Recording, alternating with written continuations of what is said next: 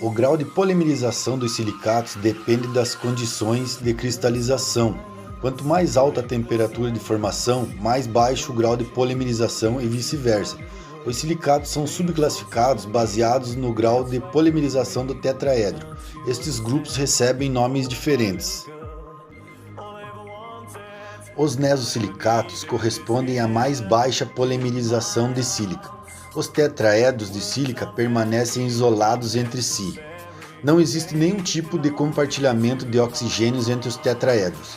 Eles interagem por ligações iônicas com cátions intersticiais.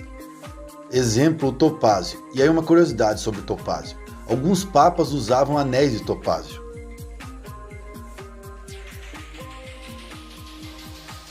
Os minerais do grupo dos sorosilicatos são minerais cujo ânion centralizador ou coordenador na estrutura é o grupo aniônico Si2O7 6-, que corresponde a dois tetraedros unidos por um oxigênio.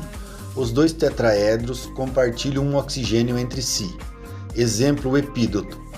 Curiosidade sobre o epídoto. Algumas pessoas acreditam que ele tem o poder de curar estresse.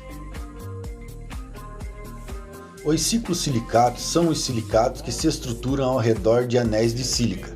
Os anéis de tetraedros ligados possuem uma razão de sílica por oxigênio de 1:3.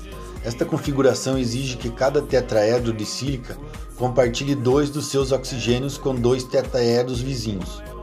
Exemplo, crisocola. Na antiguidade acreditava-se que o crisocola podia ser utilizado como fonte de juventude. O envelhecido pato, agora eu faço ele passar pela fonte. Você já vai ver um milagre. O grupo dos inosilicatos possui uma estrutura constituída pela polimerização dos grupos aniônicos de SiO4, de modo a formar cadeias. As cadeias de tetraedros são constituídas por tetraedros unidos a outros 2 grupos aniônicos, de modo que cada tetraedro compartilha 2 ou 3 dos 4 oxigênios com outros tetraedros. Este compartilhamento ocorre de tal maneira que forma cadeias unidimensionais infinitas. Um exemplo é o diopsídio, que era usado pelo homem pré-histórico como ferramentas e armas. Contando apenas com lanças de ponta de pedra, eles enfrentam um momento da...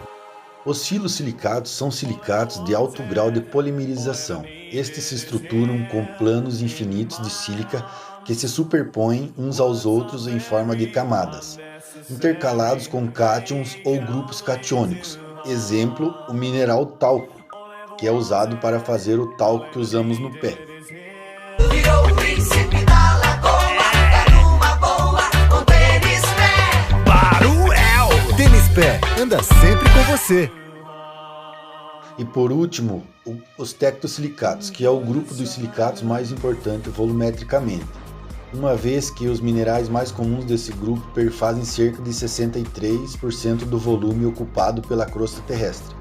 Os minerais dessa subdivisão são ligados tridimensionalmente, de maneira que todos os oxigênios dos vértices dos tetraedros são compartilhados com os tetraedros vizinhos.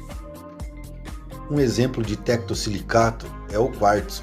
Alguns povos árabes acreditam que o quartzo possa trazer uma maior fecundidade. A maior dificuldade que tive foi encaixar as falas nos 4 minutos.